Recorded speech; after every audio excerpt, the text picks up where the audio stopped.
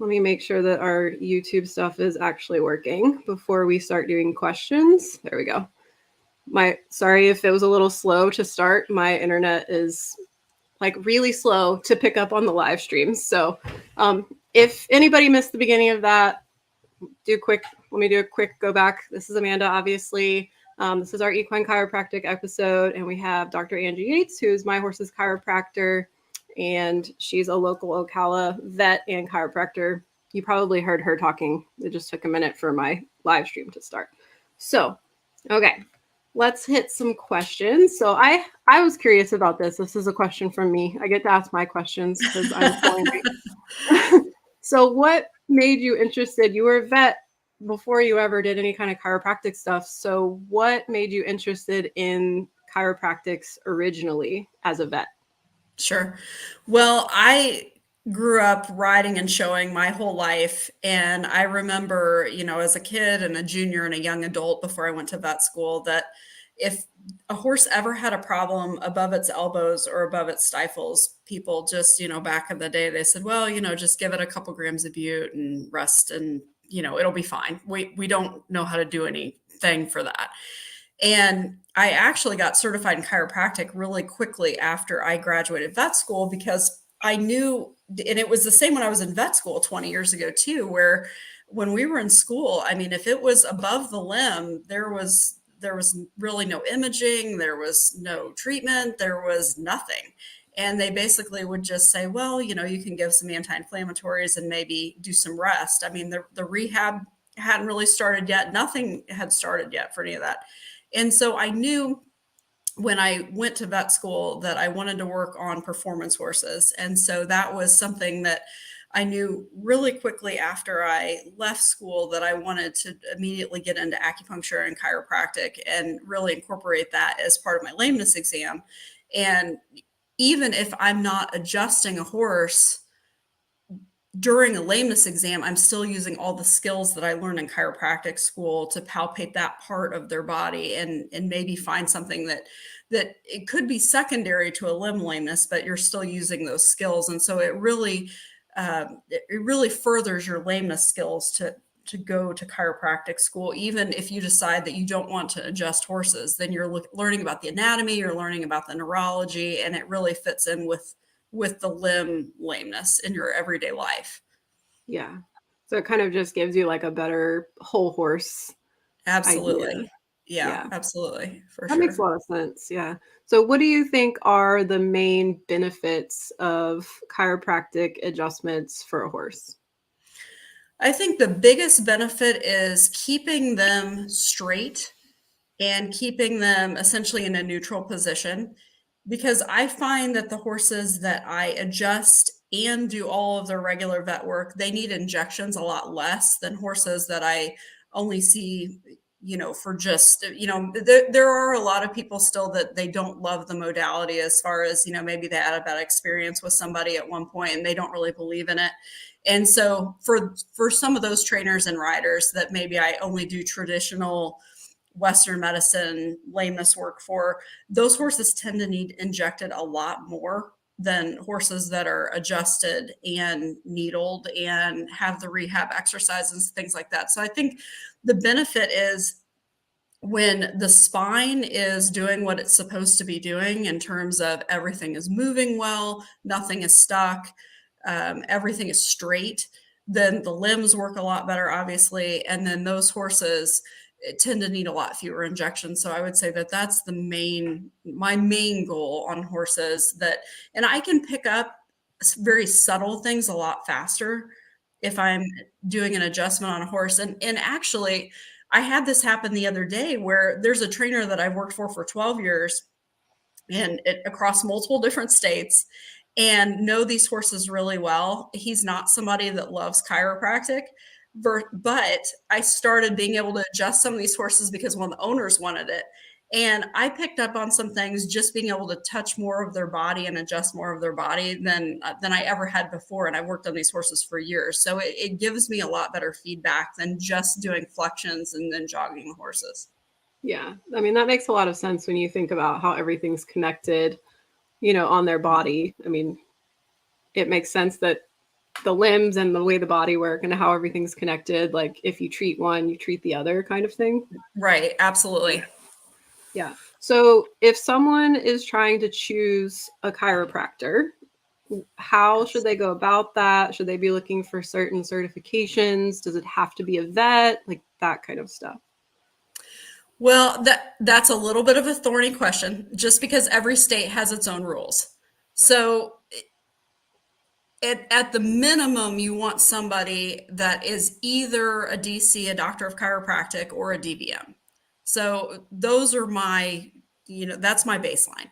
And at one time, there were three main schools that you could go to get certified by either the AVCA, which is the American Veterinary Chiropractic Association, or the IVCA, which is the International Association. And there have been some additions to that in the last couple of years, but at the minimum, those three original schools, you had to either be a human chiropractor or a DVM to even get in. So if someone is advertising that they do chiropractic and they aren't either a human chiropractor or a DVM, then they probably have gone to more of a weekend course or were self-taught or taught by somebody else, because those were the minimums that you had to have to get into those schools. And like I said, every state has their own rules. A DVM can always adjust animals in every state. Human chiropractors have different hoops sometimes that they have to jump through depending on what state you're in. And I guess another thing that I would say when you're choosing a chiropractor would be, you do want somebody that, I know some human chiropractors that do an amazing job adjusting animals, but horses more so than dogs. You want somebody that if they are not a veterinarian or do not do a lot of lameness as a veterinarian, you want somebody that is able to recognize when something is not a chiropractic issue. So nothing frustrates me more than sometimes when I might get called for a traditional lameness exam and someone has had a person come out for 6 or 8 sessions and has been, that person has been taking the owner's money for a long time for something that isn't a chiropractic issue. Maybe it's a foot issue. The horse blocks to its foot, and maybe you need to inject the coffin joint, something like that. But that's a mini soapbox of mine, is that whoever is adjusting animals, whether they be dogs or horses, if they're not a veterinarian, we hope that they can look at that owner and say, this isn't a chiropractic issue, that you do need to call your vet. Yeah. So I would say, you want to look for somebody that's at the minimum a human chiropractor or a veterinarian. And then there are 3 original schools that will give you either the AVCA or the IVCA certification. There are a couple of others that have been added, but those are the main things that I would look for. Okay. And so would you always recommend that if the person's not a vet, do you think that they should be working in conjunction with the person's vet? I think that's always helpful. There can be, that can be a struggle sometimes, depending on, say, the person's regular vet isn't a believer in the modality, or, hasn't had a good experience in the past. You can have some friction there. But I always think it's helpful to loop your whole team in. And I think these horses, especially performance horses, say there are some people that they have a vet do their lameness and their routine care, but maybe they have another chiropractor, another massage therapist, or another acupuncturist work on the horse. But I always think that it's best in our performance horses that if we can have the entire team talking and looped in. So, it's just better if everybody plays nice in the sandbox, because the horse is the one that benefits it. Yeah, that's a really good point. That's a good point. So talk us through what a typical chiropractic appointment would look like. Like, how do you evaluate the horse? What are you looking for? And how do you decide what to do?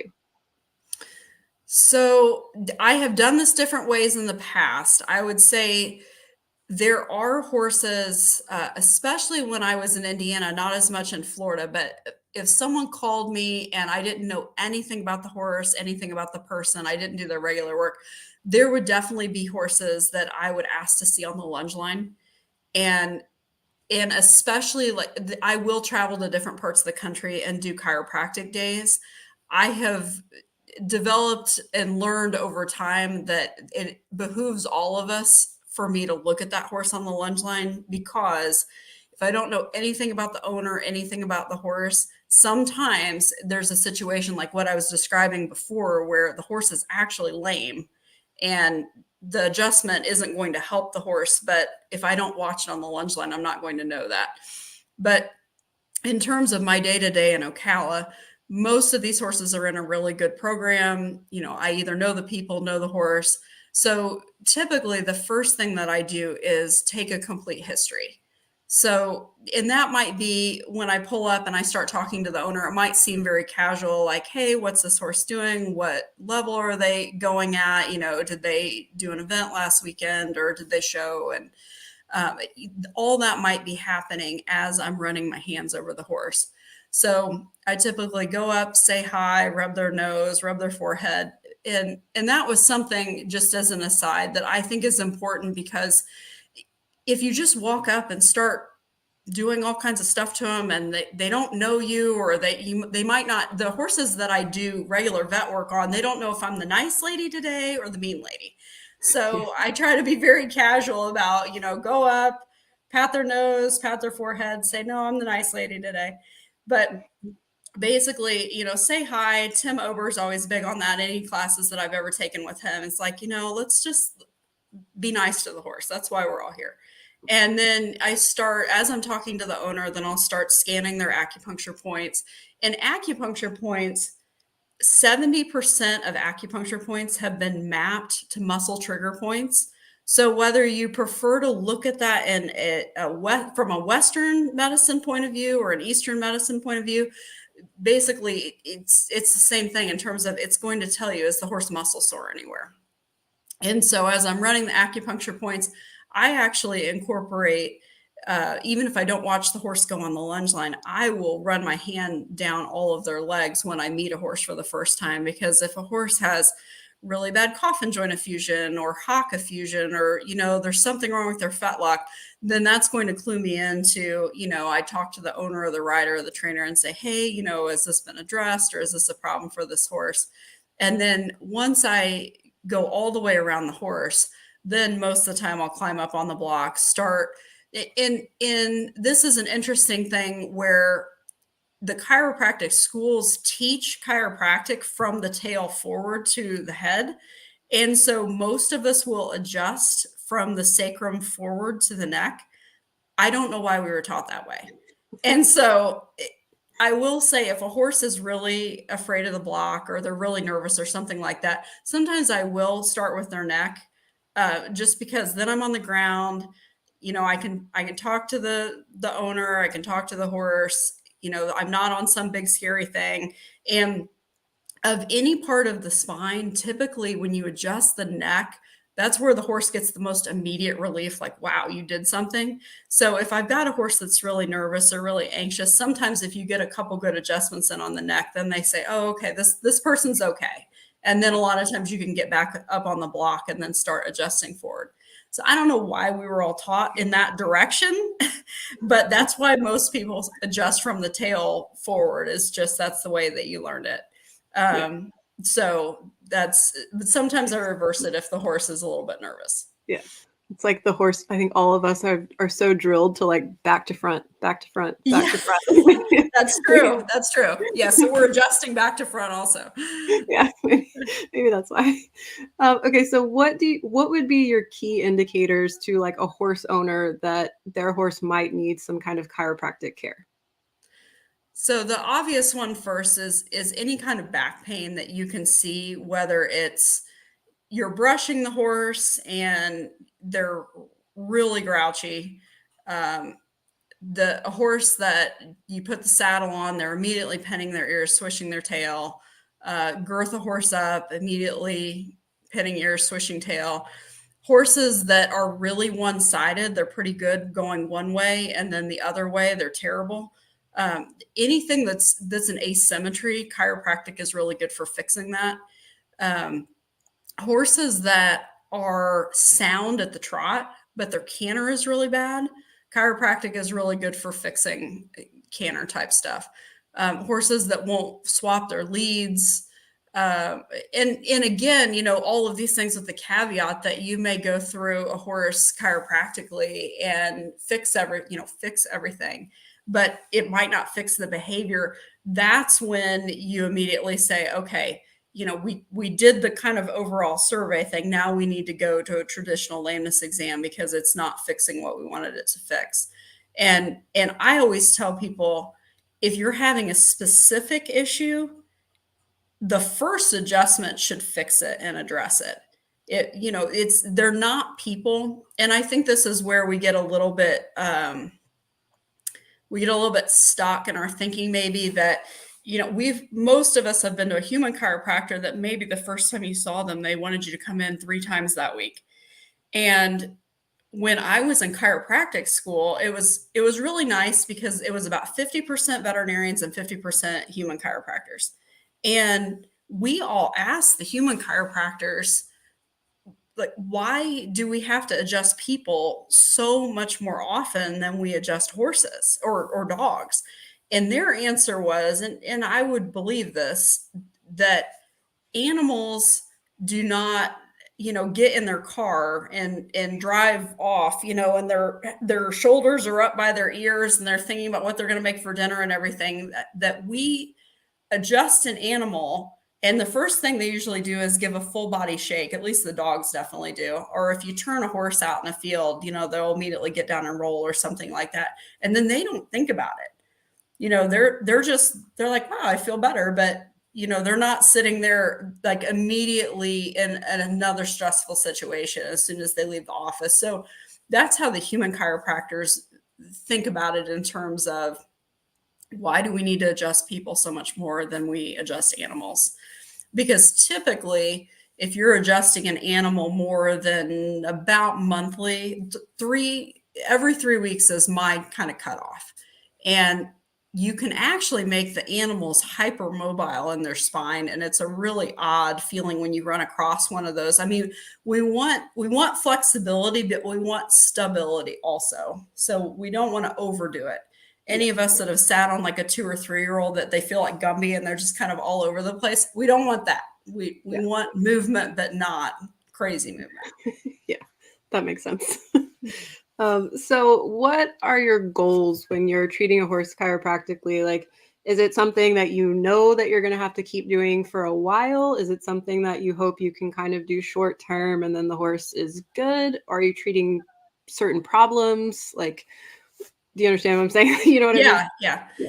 So for my horses that are on routine maintenance, the Florida horses, I didn't adjust horses this often in Indiana, more because our competition schedule for horses down here tends to be more intense.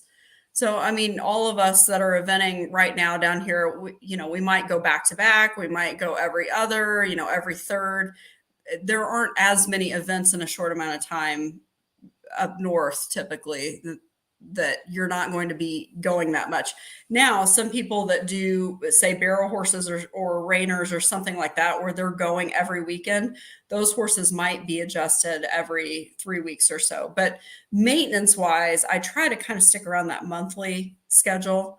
And so, kind of going back to what I was saying before, if a horse has a specific problem, my first adjustment really should address that problem. And maybe that's that there are 2 lumbar vertebrae that are just stuck and they're not moving. And one of the things that we should probably address with that is that the very first theory of chiropractic for people was the bone out of place theory. And so that's kind of where we've gotten this slang terminology of out.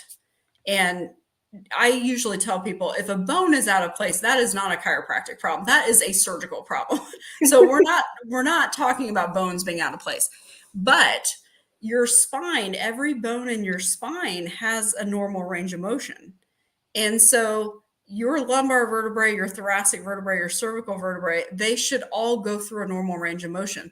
So they might be in somewhere in their normal range of motion, but then not moving.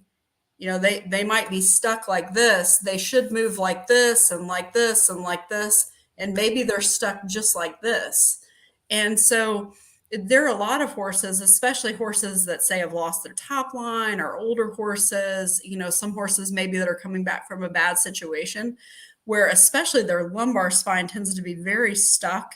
And I feel like, and I always tell people, I did not read this in a book. This is my theory, that just working on thousands of horses, that the body starts to lay down some extra connective tissue when the top line muscle has gone for whatever reason, because the body is trying to stabilize the spine. Well, when all that extra connective fibrous tissue is laid down, then it means that nothing moves. So then if you put enough of a force on it enough times, you can get that to start moving again. But, again, to go back to, are we working on specific problems? If I have a problem like that, I might say, okay, we're going to adjust this horse today, and then, again, in 3 to 4 weeks. But if my chiropractic isn't doing what I want it to do as far as getting that movement going, or maybe it's not addressing muscle soreness, then I'm looking to other modalities too. I'm looking to acupuncture, mesotherapy, shockwave. I really like the combination of shockwave with chiropractic together, because of all of the modalities that we have for muscle pain, shockwave lasts the longest. So typically the way I describe that is we have probably 5 or 6 things that we can use to treat muscle pain. So in terms of shortest acting, the acupuncture, I feel like massage might last maybe 12 to 24 hours. It's great. Like if you have a horse that's sore at a horse show, something like that you're trying to get them some relief. And acupuncture lasts about 3 days. And then mesotherapy, I feel like, lasts a few weeks. Shockwave lasts a few months. So I always love the combination of, if I feel like a horse is really muscle sore, and I always put them in 2 categories. There are horses that their spine is simply stuck and it's not mobile and it won't move, but they don't have any associated muscle soreness. Those horses tend to be better immediately because they don't have a lot of spasm that you're working through. Then there are horses that do have some of the stuckness, but they also have a lot of associated muscle pain. And so those are horses that then we want to get some kind of ancillary relief for their muscle pain. Yeah. So you kind of touched on one of my other questions, because I was going to ask you your thoughts on like MagnaWave and Beamer, and how that, do you think it prolongs the chiropractic adjustments? Do you think it helps any? I think that those are really good modalities for muscles. But where we have to be careful with that is, and this goes the same for people too, and dogs, if the spine isn't straight and moving, all parts of it moving, then it doesn't really matter what you do to your muscles, because then the spine just keeps pulling the muscle and you keep getting a spasm. I mean, I feel that way about my last massage, because I went and had a massage before I was adjusted myself, and my spine, because if I adjust a lot of horses, then I need to be adjusted. Yeah. So my spine wasn't in a good place. So my massage felt really good for 90 minutes, but when I got off of the table, it didn't really hold for me because my spine was still pulling those muscles. Yeah. So I like some of those therapies, especially at a horse show. I don't know that, there are a lot of barns that will have the MagnaWave lady come in once a month. I don't know that really does anything for me. I mean, there are a lot of times people will wait until I'm about halfway through adjusting their horse, and then they'll say, well, the MagnaWave person was here yesterday, or the massage therapist was here a couple days ago. And I honestly can't tell. So I do think that those are more short-lived therapies. I do think that they really work well when the horse is at a horse show, or in a situation where, we need short-term relief, but I don't think that they work well when they're applied very sporadically. Yeah. What about things like swimming and aquatread as ways to maybe strengthen, to help some of the chiropractic issues? Yeah, aquatread is great. So one of the things that we talked about really extensively when I did the rehab course was that horses aren't natural swimmers. And so they swim very violently. They swim, if you can imagine a horse swimming, their head is up and they're kicking as violently as they can with their hind legs. And so we have to be a little bit careful with that, as far as if you take a completely normal horse that you're trying to get cardiovascular fitness with. And around town here, we've all seen it, where there's tons of swimming areas on thoroughbred farms.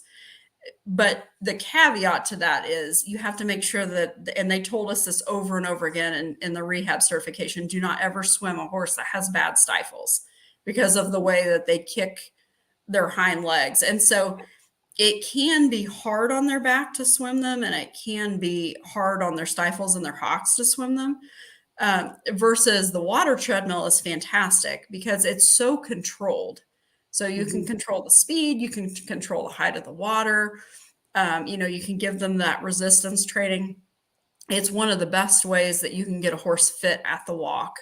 Yeah. And the one thing I would say about that is just make sure that when you are going to wherever you're going for the aqua tread, that they know how high to have the water, because they're going to put it at one level for fitness.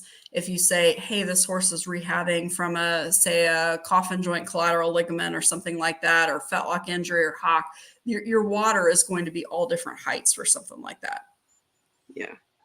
I'm still laughing at your description of swimming as violent. Like it's actually true.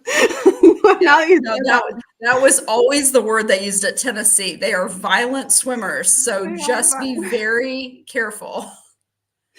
It's very funny because now I can't stop imagining it. And you're totally right. That is the correct word, is they're violent swimmers. And if you think about when they swim and their head is really high, I mean, think about what happens to a horse's back. They're just standing in the cross ties. As soon as they do this, their back muscles shorten and they get really tense. And so typically that's not what we want for our horses as far as maintaining their top line.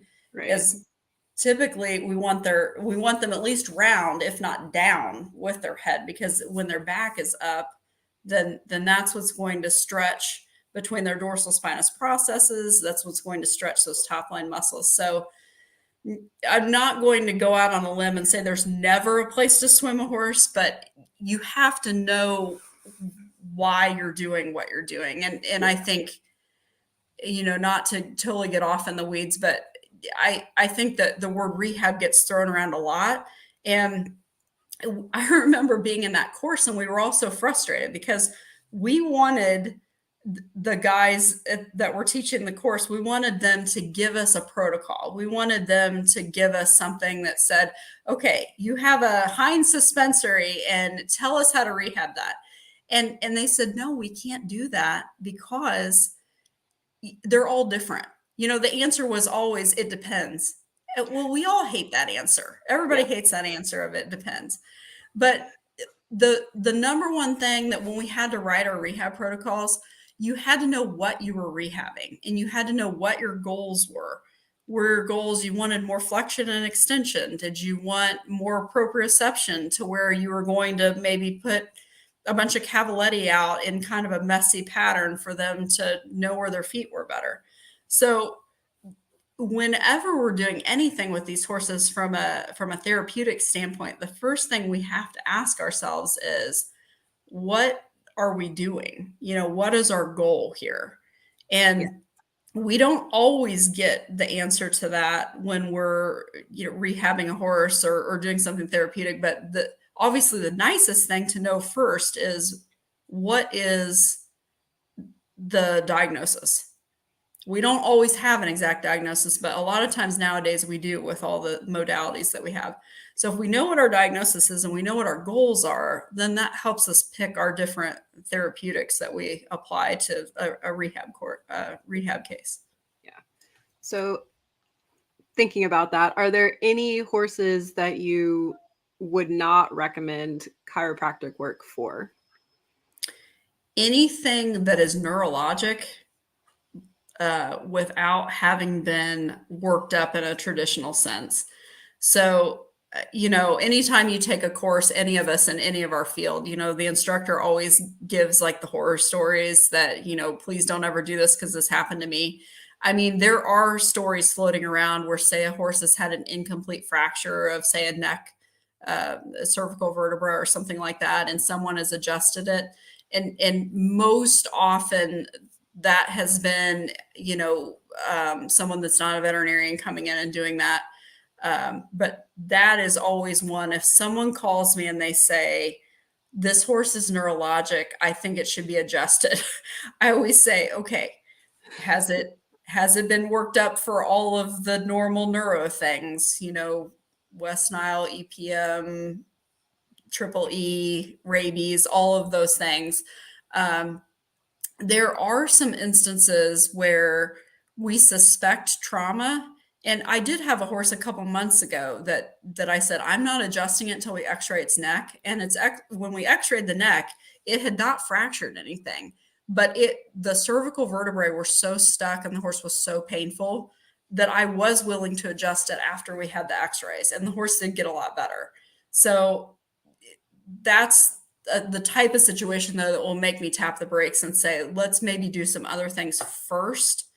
But the acutely neurologic horse, that's not usually my go-to, is to adjust it first without looking at some of those other things. Yeah. So if you have a horse that is getting regular adjustments and you're not seeing the improvement that you're going for, would your next step be like a shockwave type therapy, like you mentioned earlier, or would there be something else you would recommend? The first thing I would do probably on that horse would be to do a traditional lameness exam, flex it all over the place, jog it, see, what we've got going on. If that is normal, and a lot of times it is, because, especially down here, we have really astute riders, trainers that, would be able to feel a lameness. Then typically what I'll do is I'll start imaging of the neck and the back. So that's a large part of my practice now, is even, going past the chiropractic and doing a lot of neck x-rays, back x-rays, and then the ultrasounds to go with them. So there are, and I usually give the number that I can keep about 75 to 80% of horses really comfortable and happy with chiropractic if they have a neck or a back issue. But there's still about a quarter of horses, I feel like it's about 25%, that they need their neck or they need their back injected. And so typically I'll find that out with my ultrasound, because that gives you the most sensitive. I know a lot of us are really getting pretty good at looking at neck and back x-rays. But when it comes to the actual joints of the neck and the back, your ultrasound is going to give you a lot better of a sensitive answer in terms of, can you see any arthritis there? And just because we go and we inject those joints once, I've seen horses go years and never need to be injected again. But they needed a little help at some point.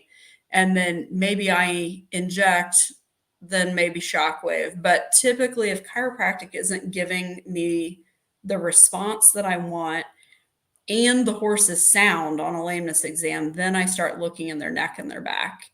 And interestingly enough, this actually came up on our Equine Vet to Vet Facebook page last night, where someone made a really strong statement that I did not engage.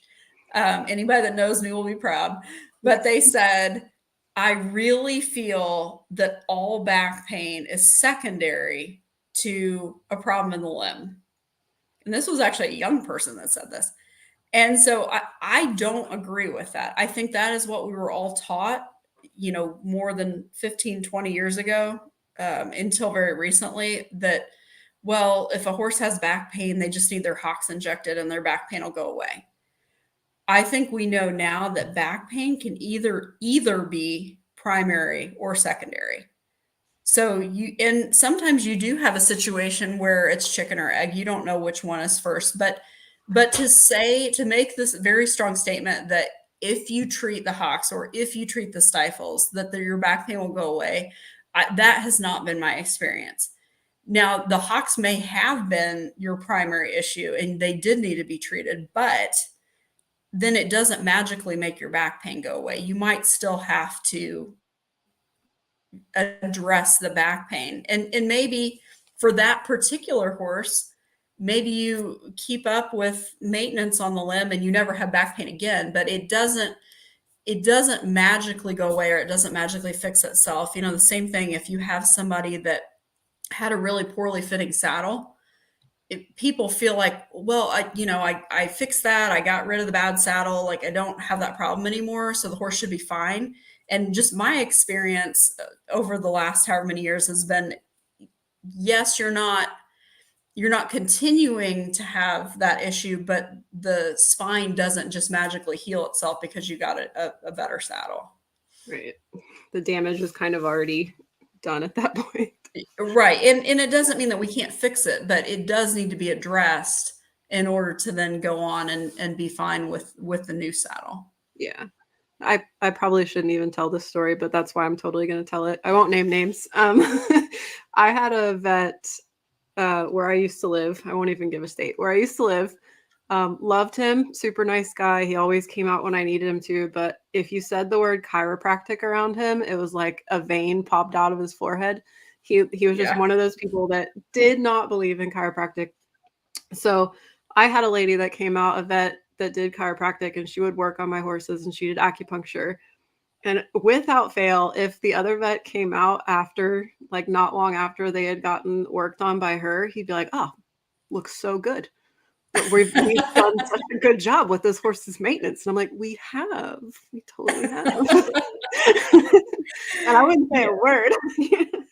Just be like, it's and I don't blame a lot of those people though, because I mean, all of us have run across, I'm going to use the word chiropractors or professionals loosely, that I've seen people that they just like lay their hands on the horse, they put their horse hands above the horse, they pat their forehead, and then they're like, okay, that's $200. I mean, we've all run across those people. So if a vet or a trainer's only experience has been a situation like that, I don't blame them for not, being on board. Typically, the one area of the body that if I've got a real skeptic, that will make them a believer is adjusting horses' necks. I mean, that tends to be an immediate, they can't turn their head, and then they can turn their head. Yeah. And are comfortable with it. That's the most obvious one I see every time after you've been out. I'm like, oh, look, my horse's neck is moving both directions fully. And horses that just get neck injections, but they don't also get chiropractic, you are putting steroid or biologic or, whatever you're using into the joint capsule. You hope you're hitting the joint capsule. That's, as an aside, that is one area of the horse's body that is really hard to be in the joint every single time, because if they move their head at all, you have to re-get your ultrasound picture. But you're putting that in the joint capsule theoretically. And just because you're doing that, similar to getting a better fitting saddle, just because you're doing that doesn't mean that you're restoring motion to that area of the body. And so you might have to, I mean, there's a horse in particular that I'm thinking of that I've worked on for years that we finally injected her neck last year. And just because you're decreasing inflammation by putting the medication in the joint doesn't mean that you've restored motion with the injection. So I feel like horses, especially that have really bad necks, you need to do both. You need to have both the restoration of the movement and the pain control of the injection. Yeah, I mean, that makes sense. Yeah. Okay, so I want to get to Keegan always asks really good questions, and she asked a bunch of really good questions this week. So I want to make sure we have plenty of time for her questions. So she asked several, so I'll just one at a time. Okay. She said, how effective is chiropractic for horses with kissing spines? That's a loaded question. Some of them, it can make them worse. So, again, you have to know what you're treating. So this would be a situation where, like, say I didn't do any of the horse's regular vet work and someone asked me to adjust a horse that had known kissing spine, I would ask to see their x-rays first. because I have taken care of some horses that say like T15 and 16 were almost fused together, something like that. I might adjust everything in front of it and everything behind it, but I might not actually adjust that. So I think that you shouldn't ignore the rest of the horse. And if they truly have known kissing spines, meaning that just because one part of them doesn't move well doesn't mean that, you should say, well, this horse can't get chiropractic at all because, it has kissing spine. You might still want to adjust its neck. You still might want to adjust the pelvis. But I will say that the area that truly is impinging, a lot of times that doesn't get you a lot by adjusting it. You're better off to go in front of it and behind it. Okay. Yeah, that makes sense. I have one that's got some kissing spines, but you haven't worked on him yet. So, okay, so her next one, she has a very specific question involving her scenario, which I think is interesting, and I want to hear your thoughts on it. So she says, are there any specific adjustments or acupressure points that can help dissipate scar tissue surrounding her horse's broken withers? Okay. Acupressure. So there are 3 main acupuncture points right there: bladder, 11, 12, and 13, that could be used as local points for pain relief. That would probably be another scenario where I would always ask to see the x-rays or take my own if they hadn't been x-rayed. And depending on where the fractures had been, if they were very, I guess, dorsal, so up, or superficial, just underneath the skin, then potentially you could go much lower on the withers, like the base of the withers, to adjust those. But again, just adjusting right over where the old fracture lines are isn't likely to give you, much of a good effect anyway. And if you think about the skeleton of the horse, the dorsal spinous processes that make up the withers are super long. I mean, they're longer than any other part in the back. So you've got a really big lever arm there.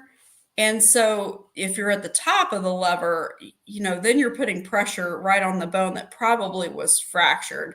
You could go more down towards the shoulder blade to the top of the scapula and get, still have your lever to adjust the thoracic vertebrae right there, but you wouldn't be up over the old fracture line.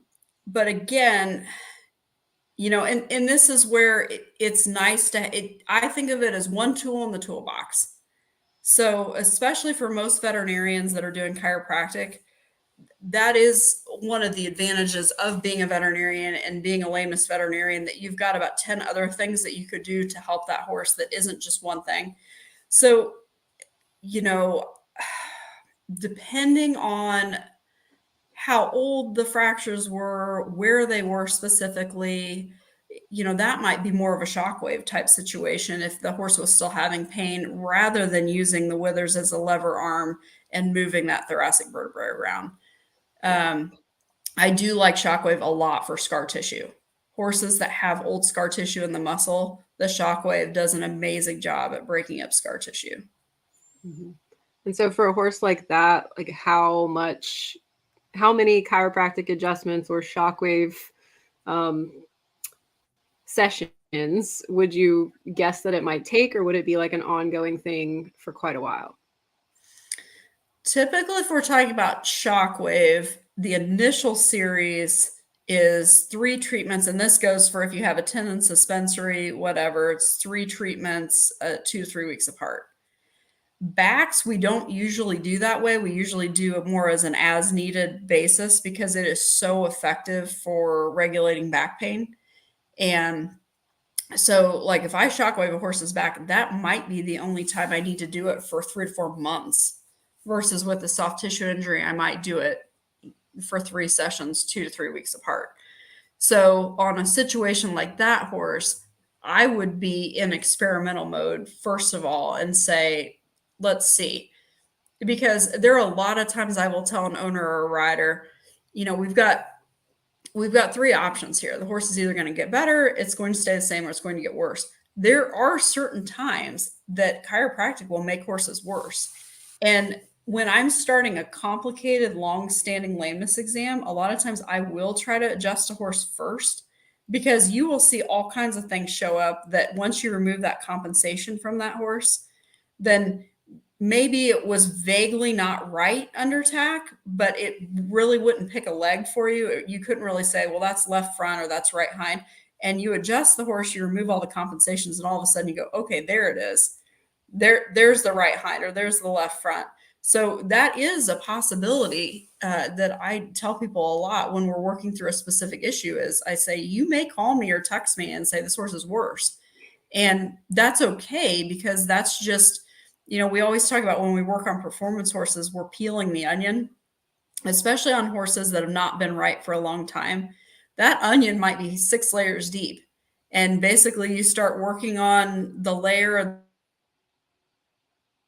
that is the most easily accessible, back pain. Well, we're going to address the back pain. Well, then you might fix the back pain and there might be something else. I mean, some of them you have to do 5 or 6 things to.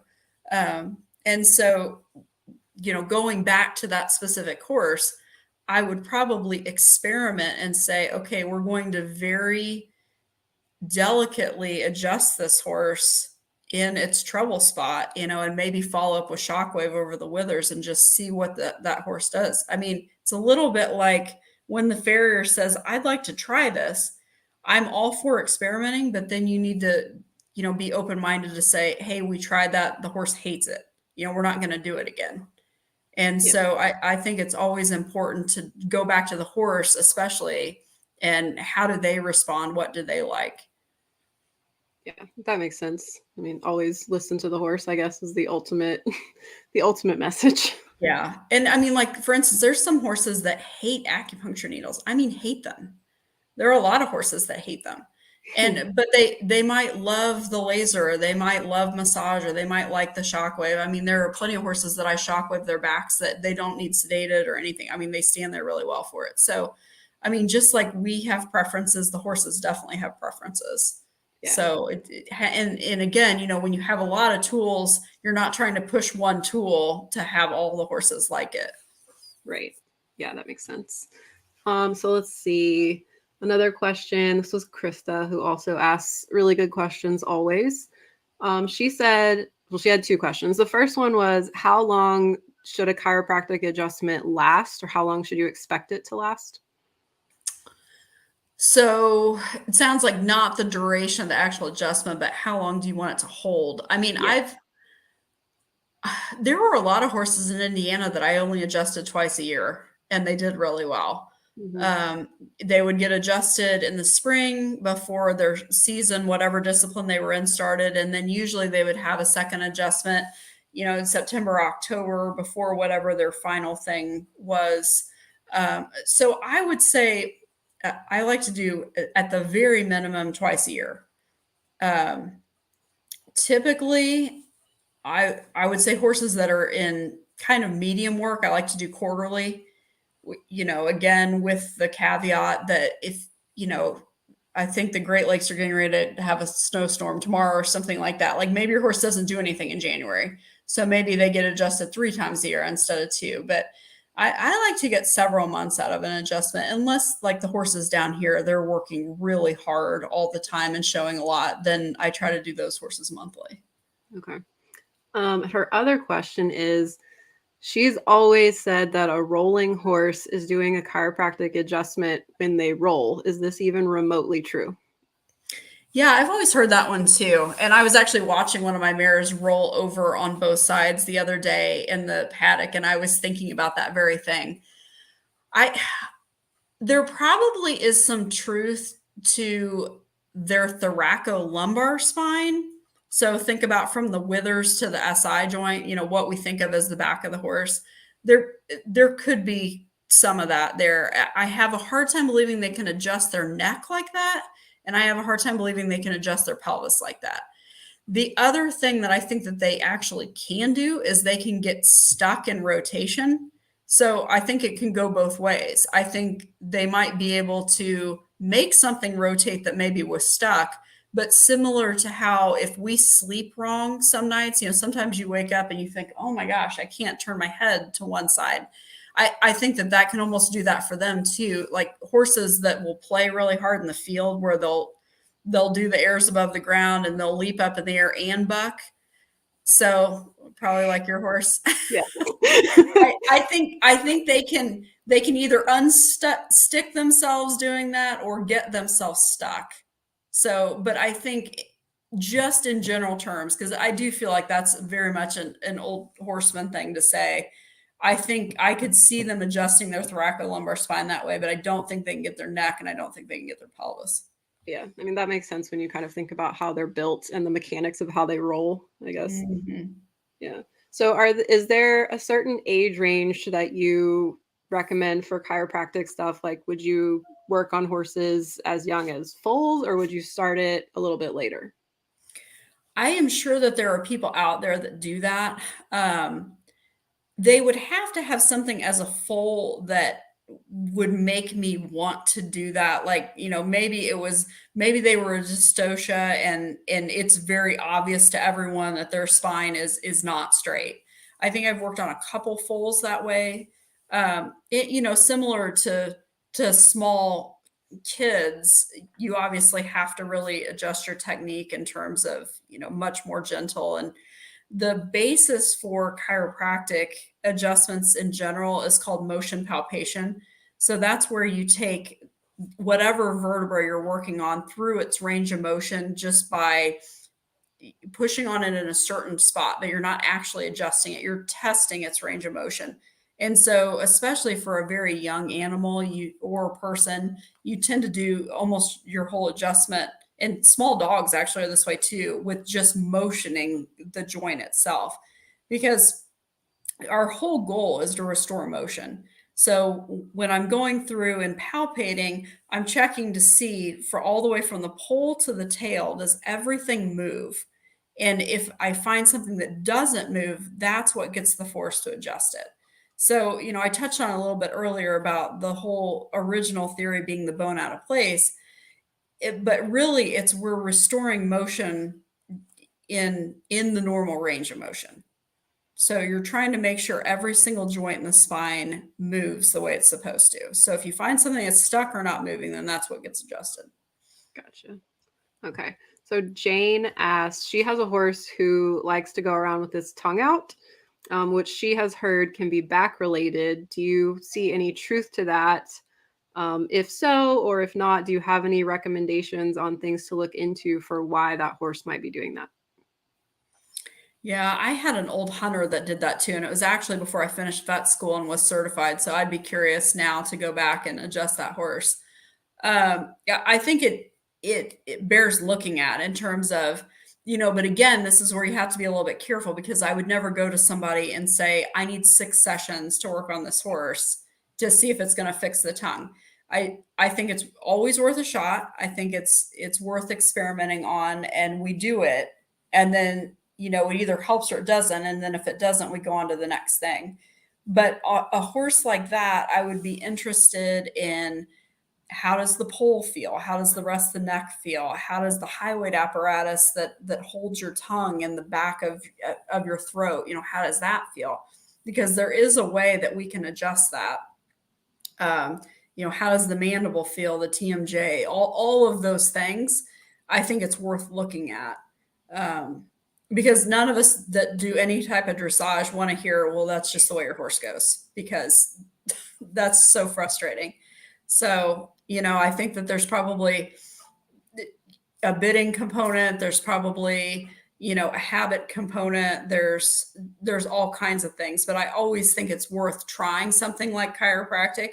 But again, if it's going to work, it should work on the first shot. It's not like you need 5 or 6 sessions. So that's, if people take one takeaway away from tonight, it's be very suspicious of someone that comes up and promises some fix, but it's going to take a long time.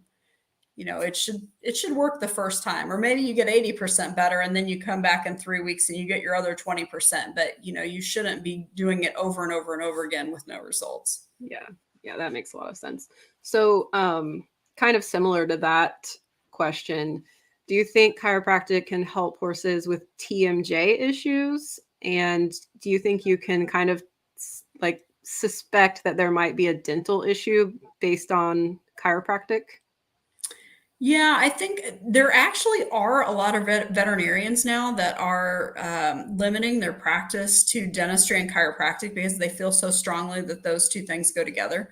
And I don't really do much dentistry anymore, but if I do happen to do some, I will adjust the horse's poll and their mandible after I'm done because obviously when their mouth is open with the speculum and they have to have their head in an extended position, that can have an effect on the poll and the mandible. I a lot of times will motion the mandible back and forth with the maxilla. And if I don't feel like that goes smoothly, like it's catching up on something, and the horse maybe hasn't been floated or had any dentistry for a long time, that's something I'll mention to the owner and say, this isn't really, the grinding surface of the teeth isn't really moving smoothly like it should be. But I think the TMJ thing, it got really popular a few years ago where everybody was diagnosing TMJ pain and everyone was saying, oh yeah, I injected this TMJ. I think a lot of us lameness vets are very guilty sometimes of like wanting to do the new sexy trendy thing. And, like, oh yeah, I did that on 10 horses, last month or whatever. I think we all have to be a little bit careful. Like, does that horse really need that? And anytime there's a rash of all horses having the same diagnosis, I get a little bit skeptical. So it's not to say that horses can't have TMJ pain, but I don't find that to be super common. So, but it's probably all of a piece, that they might have some poll pain, they might have a bitting issue, they might have a dental issue, like all of those things together, I think can make a horse have TMJ pain, but that may not be their primary. Yeah. Oh. Krista had a funny comment. She said, I wish I would have thought of this question before now. How about the crooked rider who spends a ton of money on the horse and nothing on themselves? In other words, the rider's one-sided and broken in certain places. Does that have any effect on the horse? It totally does. And I work with a lot of human chiropractors here in town and like maybe they have the rider as a patient and I have the horse as a patient and like they'll tell me, they're like, okay, well, I think the horse is going to have this because the rider has this. And so, and the other thing that can happen too is if I go into a really big barn and the rider is the same, like say that one rider rides 10 or 20 horses, most of the time the horses will all have the same listings because they're ridden in the same saddle or saddles and they're ridden by the same person. So that does affect things. Yeah, this is making me feel like I should probably get my own. I can't stand up straight most mornings. That's probably not helping.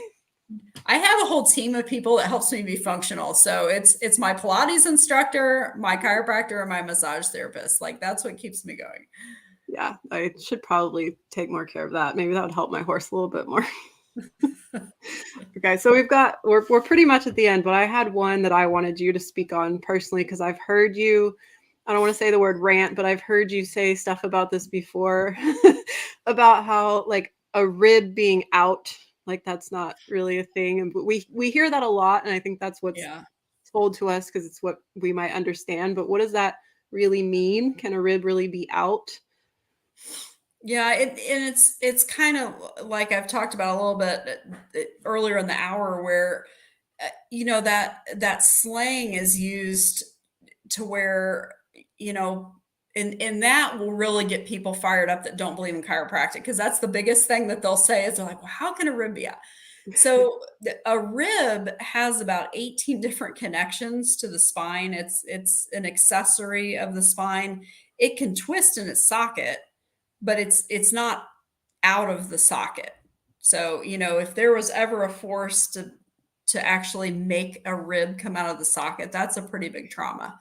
And so it's certainly, if you think about it as kind of like a comma hanging there on the spine, in its socket, it can certainly twist in one direction or the other.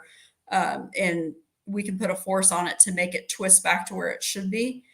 But typically, if you adjust the spine, I don't find many horses that have ribs that are painful. I'm not saying never, because we are taught to adjust them, but it's not typically primary. But we do all hear that a lot, you know. Yeah. But if somebody walks up to me and they hand me the sheet of the last person that adjusted the horse, and it was like ribs 7 to 11 were out, I kind of go, okay, well, let's look at the rest of the horse and see what we've got. But you know, it should never be a situation where the rib is out of the socket. It might be twisted in the socket, though. That would probably be bad if the rib was. That would be bad. That would be bad. That's a surgical problem. Yeah. All right. Well, we are a little bit over our hour. I feel like we could have kept going. This is really fun to talk about because it's just interesting how it's so connected to everything else. How the rider connects to the horse, connects to the rehab, connects to the program, connects to the dental. I feel like it's really, really interesting.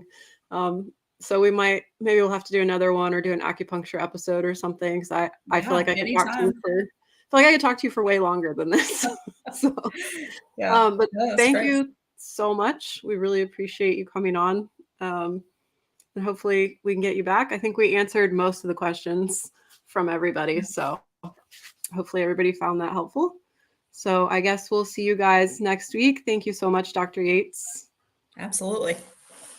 See you guys later.